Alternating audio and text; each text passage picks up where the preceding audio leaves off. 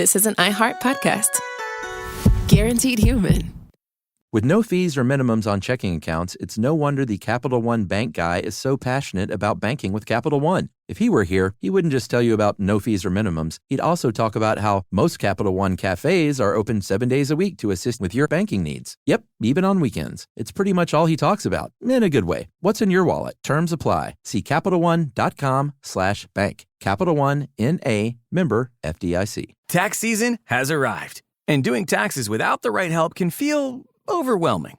Intuit TurboTax is here now to guide you through it with confidence. Match with a TurboTax full-service expert who handles everything for you from start to finish. Your dedicated expert checks every single deduction and credit to help you get the best possible outcome so you can feel confident you're getting every dollar you deserve.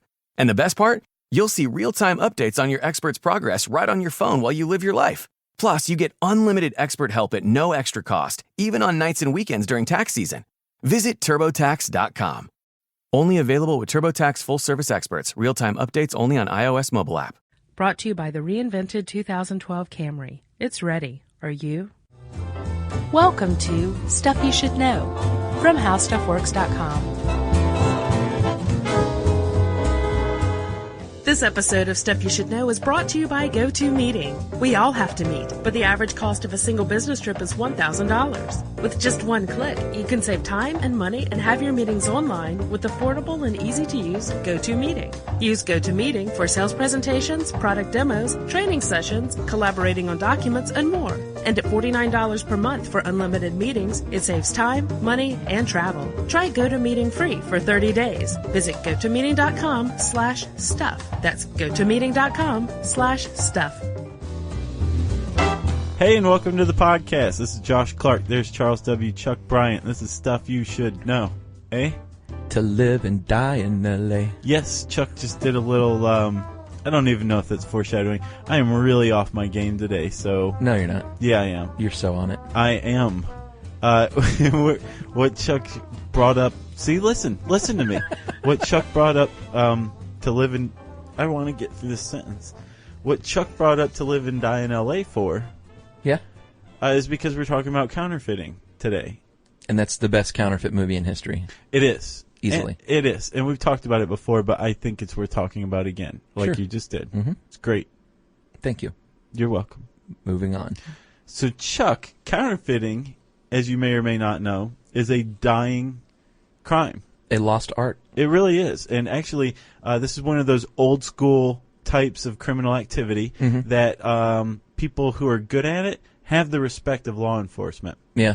I was reading an article about this bust of some counterfeiting ring, and it amounted to just some guy with an inkjet printer who was printing off, terrible, terrible currency. On fiber paper. Right. And this Secret Service guy who's like a 22-year vet just shook his head in disgust, and he's like, it's a dying art. Like, you don't see good paper any longer. Yeah, it's definitely a lost art. And I know this sounds goofy, but I kind of like the idea of, since it doesn't happen that much anymore, I can say this, of counterfeiting. Like, instead of a thief, anyone can throw a chair through a window and go, like, break into a cash register at night. Right. But to think, like, I'll print money that's so believable that you can pass it. Yeah. It's like, it was artistry for sure. It is. And when researching this article, there was a common theme among these great counterfeiters, these 5 most successful counterfeiters, that they all were they had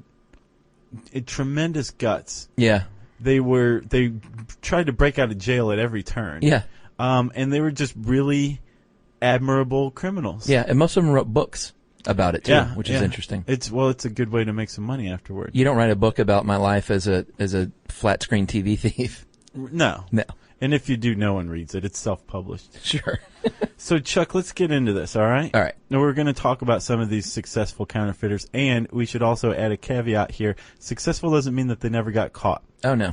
We don't know about those counterfeiters. Yeah, exactly. Right. The ones who got caught but still had these tremendous careers are the ones we're going to talk about. And we're going to do it chronologically, buddy, starting with a guy named Stephen Burrows. Stevie. He was born in New Hampshire, Josh, in the 1700s, mid-1700s, and was raised throughout the United States and I think that you have one of the best sentences you've ever written in this article. Which one? From an early age, he showed distinct signs of acute chicanery. Why did you read that like Anthony Hopkins? Oh, that was Anthony Hopkins. Yeah. Oh, you said, why did I? Yeah. That wasn't supposed to be Anthony Hopkins. Okay. That was just my newsreel voice. Yeah, that was good. Thank you. And he was a little mischievous guy. All his life, it sounds like. Apparently gained a reputation as the worst boy in town at a very young age. He stole a bunch of watermelons from a local farmer, and he joined the search party to find the thief. That shows he's smart. Right. Uh-huh. And I think at age 14 he ran away, joined the merchant navy, ended up basically being the de facto ship doctor. Well, he deserted. That's right. He went to the army. Joined the army. Deserted the army. Uh-huh. Then went to college, bailed on college, and then became like a de facto doctor on a boat. Right. Which led him to say, you know what, I could probably get away with posing and stuff. His father was a clergyman, so he decided that he was going to pose as the leader of a church, which he did successfully for 6 months. Right. Led the congregation, like mass, everything. Oh, yeah. And he probably could have done that indefinitely because, people aren't that suspicious of preachers usually. But he got busted passing some counterfeit money in Concord, right? Springfield. Close enough. Yes. And then he was sent to jail. Yeah. And then he thought, I bet a good way to escape from jail would be to set the jail on fire. Yeah. And it worked. Yeah, it did. Because he successfully escaped. Yeah, he fled to Canada, actually. And did he get caught again? Well, that's where he led the most serious counterfeiting ring was when he went to Canada. Right. So he was in Canada. And he led this ring for years, and then suddenly he just decided to reform himself. Yeah. He gave up crime, started supporting himself by tutoring wealthy Canadian children, or the children of wealthy Canadians, I should say. Yes. He founded a library. Isn't that what you said? Yeah. He became kind of like a cultural benefactor up there. And crazy. even though people were aware of who he was, they still respected him because the stuff he did was just so respectable. Sure. Yeah. They're like, he printed some phony bills. He built us a library. He built a library, and he died in 1840. But before that, he wrote a book, like you said, a lot of them do, called Memoirs of My Own Life. That's the best memoir title in memoir history. Yes, it is. Memoirs of My Own Life. Yeah, so it's still in print, apparently. I haven't read it. I haven't either. Well, let's. Moving on. Number 4? Yeah. Is, drumroll, The Lavender Hill Mob, which I found out was a movie from 1951 with Alec Guinness. Try researching them. I know. Yeah. That's all you see is the movie. Yeah. But it's unrelated. No. Not related at all. Right. Instead, the Lavender Hill Mob actually are of fairly recent origin. They were operating in the 90s in Great Britain, around Lavender Hill, I would imagine. They were founded by this guy named Stephen Jory. And this guy was awesome. He was what they call an old school rogue, and that's a quote. Uh-huh. And another guy named Kenneth Mainstone, who's a retired printer. And Jory recruited Mainstone to come up with some counterfeiting plates, right? Right. And they did very successfully. And by the way, Jory is widely credited as establishing the knockoff perfume market. Yeah, I found he actually bribed a perfumer to get recipes, and by the time it was all said and done, had bottled 5 million phony Chanel No. 5s. Really? It's 5 million. They had a factory in Acapulco making the stuff. That's how successful he was. If you love Giorgio, or if you like Giorgio, you'll love Ooh La La, and like the little spray aerosol can. Yeah. Yeah. When was the last time you wore cologne? Oh, it's been a long time. Yeah, I wore cologne when I was like 17, I think was the last time. That's about it for me. You know, it's funny, when I lived in Yuma, Arizona, all those dudes wore cologne.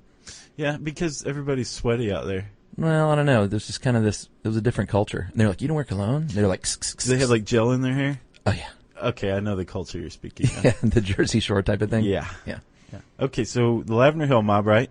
They were very successful. They printed about 50 million pounds worth of fake notes. And not pounds by weight, but pound by, their currency. The value. English currency. Yeah. They also sold fake stamps, which I thought was sort of ingenious. It is. But at the same time, it's like, look, you just made 50 million pounds of fake currency. Right. And one way to get rid of counterfeit money is not to just pass it, but you can actually sell it for, pennies on the dollar. Right. to people who know that it's counterfeit and who Sure. are going to go pass it themselves. But even for pennies on the dollar, that's still many millions of pounds. Oh, yeah. And these guys are making stamps on the side. Yeah. Well, I just apparently thought it was a little odd. It was a little odd. Apparently, the first bills didn't work out so great, though. Did you hear about that? The Queen of England looked like she had a beard, and so maybe that's why they were making stamps until they perfected the note making. Yeah. Which they did because they fooled UV detectors. They got so good at it. Yeah, and actually they got good enough that the Bank of England actually changed their design for their £20 note because of the Lavender Hill Mob's activities and success. Pretty awesome. It is. Yeah. And he wrote a book, Jory did, before he died. Just died a couple of years ago, didn't he? 2006. 2006? Yeah. It's under 2 titles. The first one was called Funny Money. Decent. The second one was great. Second one was called Loads of Money, and that's one word. Uh-huh. Loads of Money, the true story of the world's largest ever counterfeiting ring. Nice. Colon in there as well. Yeah, it kind of classes up your book when you have a colon in there. Loads of money. Yeah. We should write a movie about that guy. We should. All right, Chuck, on to the Nazis. Yeah, I didn't know this. Most people think of the Nazis as like the worst fascist state to ever emerge in the history of humanity. Not Probably true. Worst state ever. Oh, no, that is true. Not first, worst. Right. Because Mussolini wasn't all that successful. They directly murdered 10 million marginalized people. Yeah. Including Jews, Roma, Catholics, homosexuals, and others. Sure. They invaded Poland and France and other countries. But they also ran, arguably, the most successful counterfeiting ring in the history of humanity. There were a lot of in the history of humanities with Nazis. Almost all of them were horrible. Actually, all of them were horrible. This is the least horrible thing they've ever done. Probably, but it was going to pan out pretty bad in the end. Yeah, they made about 650 million pound notes, which would be about $7 billion today. Right, which was about 15% of the currency in circulation in Great Britain at the time. Right, and their brilliant idea was to fly over England and drop cash money from planes. Right. They actually figured out, and this was called Operation Bernhard, after Bernhard Kruger. Yeah, He was an SS officer who was in charge of this operation. Yeah, the head of the operation named the operation after himself. Basically what they did was they went around and figured out what nearly dead people in their camps used to be printers in the time before the war, and they identified them and drafted them to work in what was called the Devil's Workshop, right? Which is like a secret printing press or printing office at what is it? You speak German. What camp? Saskatchewan? No. Yeah. Schauschenhausen. Nice, Chuck. So they had some guys there, all assembled to crack the English currency, and they Sachsenhausen. did. And they did successfully, leading to the 650 million pound notes. Yeah, and they didn't drop it from the plane though. They laundered it. Right. Used some of that money to like import things. Yeah. And this isn't factually backed up, but there is rumor that they actually used that money to pay for the rescue of Mussolini. Did they really? Yeah. Well, they apparently made a bunch of cash. They gave the money to a German businessman who served as a front for him to launder it, and he bought anything of value that he could get his hands on. I bet. With this money.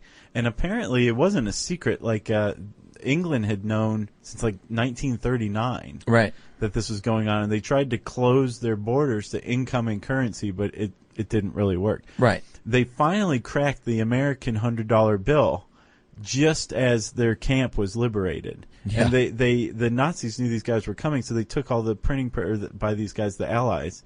They took the printing stuff and threw it in the lakes, blew stuff up with explosives. Right. I don't know why they were trying to cover this aspect of the Holocaust up, you know. Right. And they were about to execute everybody who was involved, and the Allies showed up and saved the day.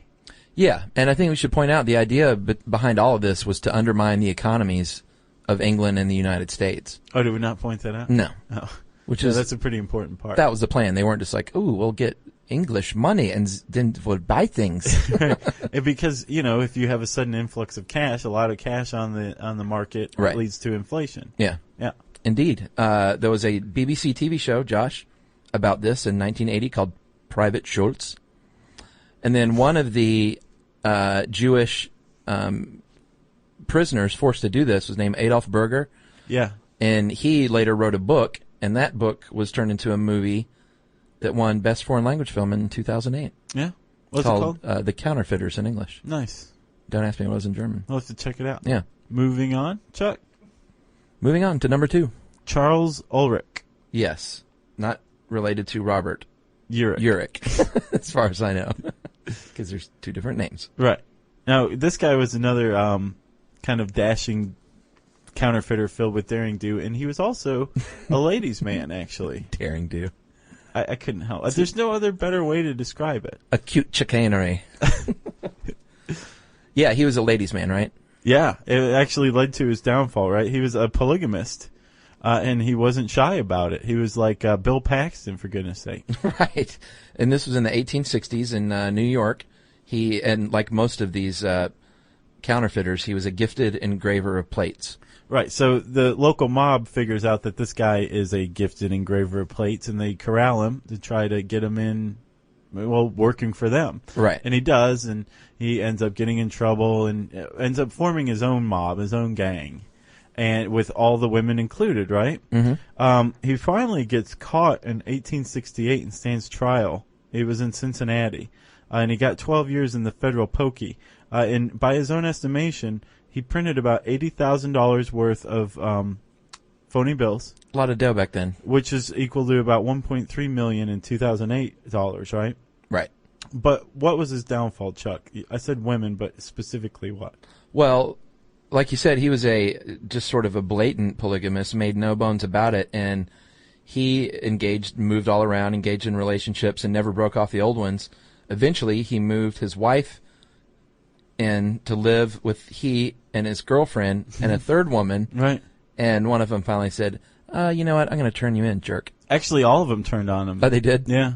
Interesting. And they turned him in, and that's where the Cincinnati trial came from. But before that, he had been incarcerated, and in the grand tradition of counterfeiters, he broke out and actually led the cops on a chase across the Niagara River, like right at the falls, and made it across actually into Canada and escaped. And he was like, "Who's that lady in the barrel?"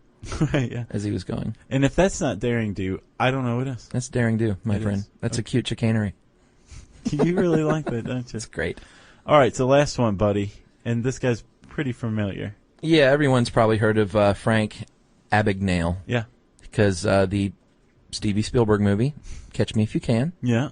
Tommy Hanks. It was made at a time when Spielberg unwittingly had a fake or a stolen Rockefeller in his collection. Oh, yeah. Yeah. I loved this movie.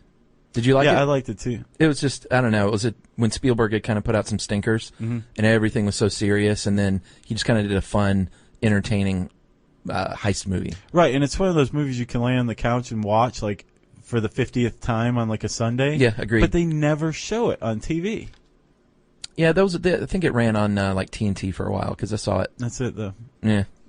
I love this movie. Leo DiCaprio obviously played Frank. And, funny story, when Abagnale found out DiCaprio was going to portray him, he was worried because he didn't know if Leonardo DiCaprio would be able to be smooth enough to play him accurately. He's like the smoothest dude on the planet. He is smooth. He's like Does he know who he's dated?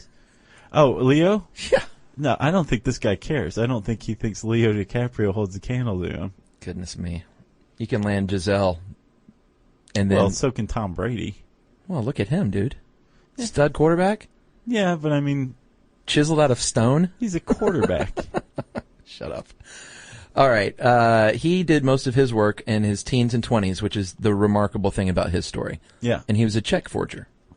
Yes, as anybody who's seen the movie can tell you. And actually, between the ages of 16 and 21, he cashed more than $2.5 million in fake checks in all 50 states and 26 countries. Yeah. Yeah. That's some serious work. And he was also a confidence man. Yes, he was. Because he would not only write fake checks, but he would masquerade as you saw in the film, like an airline pilot or a doctor or an attorney. Yeah. Professor, I think he did at one point. Yeah. And fooled everybody. Yeah. And he just forged whatever documents he needed to prove that he had the education or training or resume or whatever, and he'd get hired, which made him a good con man. Absolutely. Which made him, Chuck, smooth. He said, "Catch me if you can." Sucker. A few things here, Josh, that are similar and different from real life and in the movie, because they always beef it up a little bit in the movies. Yeah. He did actually pose as a federal agent when they busted in on him. Yeah. And kind of snuck out the back door. Yeah. Said, "Keep looking." Yeah, he ordered the feds who were looking for him to keep looking. He said he was like a treasury agent or something like Absolutely. that. And he was there first. Yeah. He actually did escape from a moving plane taxiing on the runway. That's pretty serious, dude. Yeah, that's awesome. That really happened. However, in real life, he never saw his father again after he left home.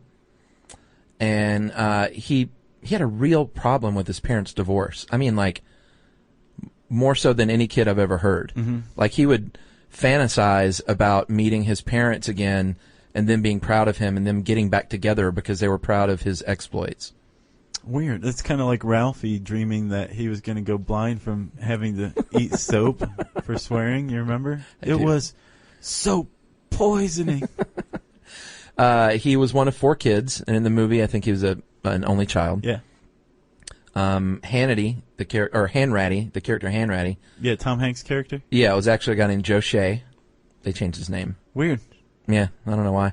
Because they said in the original script it was Joe Shea, and I could never find any reason why they changed it to Hanratty. Did they say anything about Captain America? Did he use the Captain America alias? No, I didn't notice. Yeah. He was in the film, actually, as one of the French policemen that nabbed him at the end. Really? Yeah, he had a little cameo. Yeah, because he did a stint in French jail. French prison? French prison. Mm-hmm. He is actually married a woman. As soon as he went straight, he married a woman, still married to her today. Mm-hmm. He's got 3 sons, and one of his sons is a federal agent. Cool. And he did remain friends with Tom Hanks. Or not Tom Hanks. With Tom Hanks. Joe Shea. Joe Shea, gotcha. Yeah. And he does consulting on like identity fraud and bank security and stuff like that, right? Yeah, everyone on your list wrote a book except for number 2, Charles Ulrich. Yeah. Well, and the Nazis.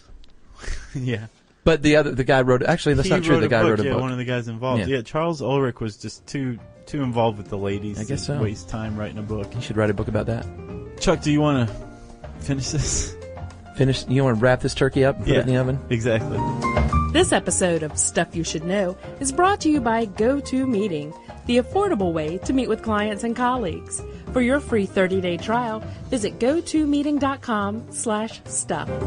Okay, so if you want to see some pictures about the guys that we were just talking about, one I couldn't find, so I used a picture of Dartmouth College. It was the best I could come up with, and I apologize for that. Sorry, Dartmouth. You can type in Counterfeiters, Counterfeiters, in the handy search bar at howstuffworks.com, which leads us to listener mail. Thank the Lord. Josh, I'm going to call this Synesthetes Wrote In. Yeah, we got a bunch of them, didn't we? We did. It's cool to know they're out there. Being all weird. This is 3 quickies. I edited them down, guys. First one's from Jonathan. When I hear spoken words, I see the written forms of the words in my visual field. I see them much the same way I see a memory. They don't scroll across my visual field like a stock ticker. Rather, they appear in flashes in seemingly random positions and sizes.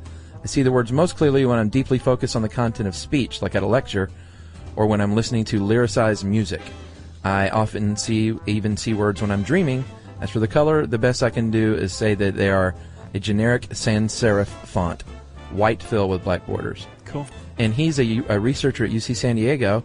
He said, perhaps I should just ask Professor Ramachandran next time he's sitting across from me at Perks Cafe. Ooh la la. And it's like, dude, if you see that guy, you should ask him. You should ask. Yeah, I'm glad that we could bring these two together. It's like the mom with her son who went off to college. That's right. Yeah. So that's from Jonathan.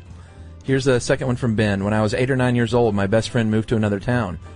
That summer, after not hearing from him in a while, I decided to give him a call once I walked home from another friend's house. A couple of seconds later, my right wrist suddenly had an intense pain and throbbing for no apparent reason.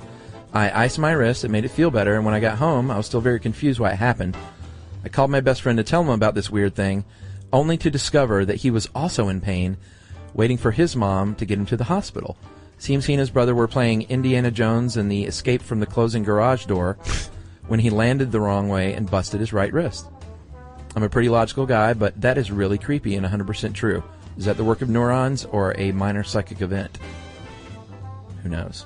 Who knows? And this last one is from Jordan in New Zealand. He's a Kiwi. We love New Zealand.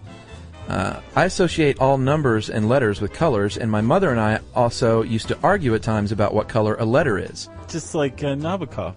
Yeah, and they didn't know that they were synesthetes. Just like the famous book by Nabokov. Awesome.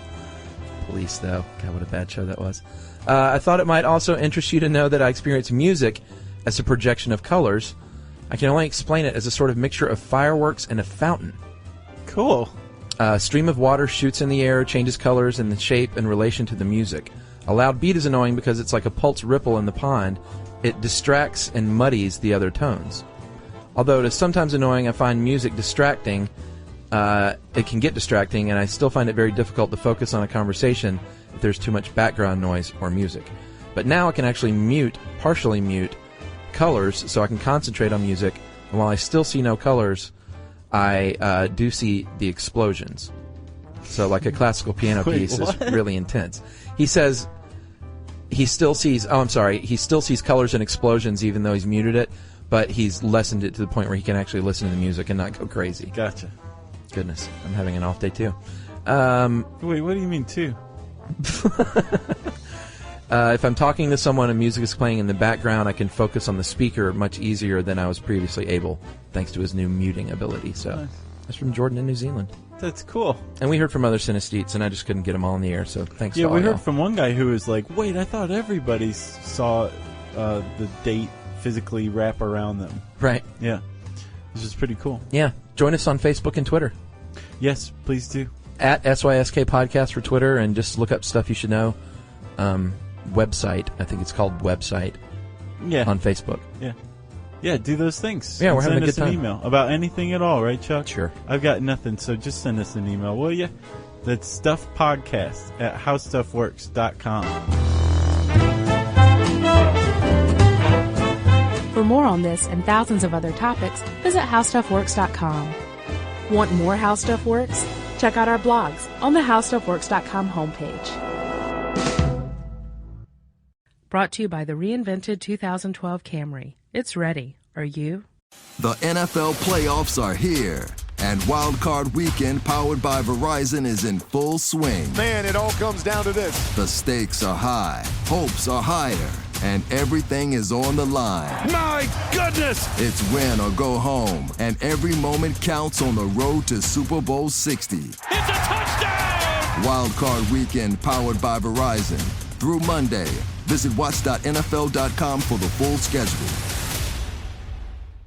There's no championship league for small business owners. But if there was, you'd be at the top of the standings. Because going pro with Lenovo Pro means you've got the winning formation. One-on-one advice, IT solutions, and customized hardware powered by Intel Core Ultra processors help you stay ahead of the competition. Business goes pro with Lenovo Pro. Sign up for free at Lenovo.com/pro. Lenovo. This is an iHeart podcast. Guaranteed human.